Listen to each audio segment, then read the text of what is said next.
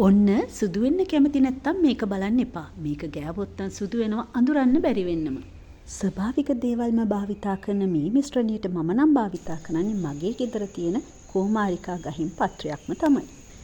මෙන්න මේ පෙන්නන විදියට පිහියකින් කපලා අරගෙන ඒකේ මැදයස උරලා තමයි මම මේ මිශ්‍රණය හදාගන්න භාවිතා කරන්නේ. මුලින්ම මම කෝමාරිකා නානු මිශ්‍රණයෙන් තේ හැන්දක් අරගන්නවා.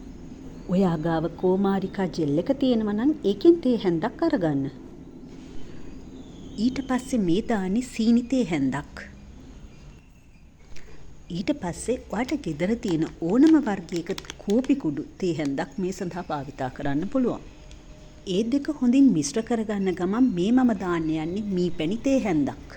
මේ පොඩි මීපැණි බෝතලේ ඇත්තටම මම කඩේකින් මිලදී ගත්ත මීපැණි වර්ගයක්. ඊට අමතරව මේ ලොකු බෝතලේ තිබුණේ මීපැණි නිෂ්පාදනය කරන තැනකින්ම ගත්ත ලොකු බෝතලයක්. දැන් ඒක ඉවර වෙලා ඒක ගොඩක් පරණ අවුරුදු 2-3ක් වෙන ඊටාම පිරිසිදු මීපැණි තමයි මං ගාව තියෙන්නේ. ඒවා තමයි මම මේකට භාවිතා කරන්නේ.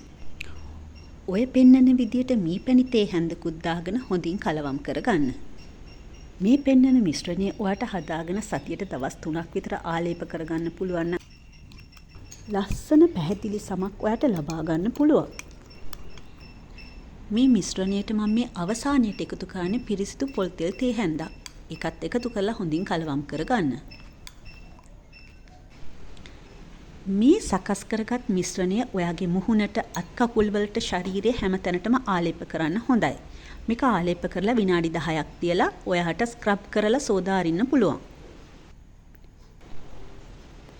විශේෂයෙන්ම ඔයාගේ මුහුණේ කැඩෙන්න ආසන්න කුරුලෑ ඇවිත් තියෙනවා නම් මුහුණේ ආලේප කරලා ස්ක්‍රබ් කරන්න යන්න එපා.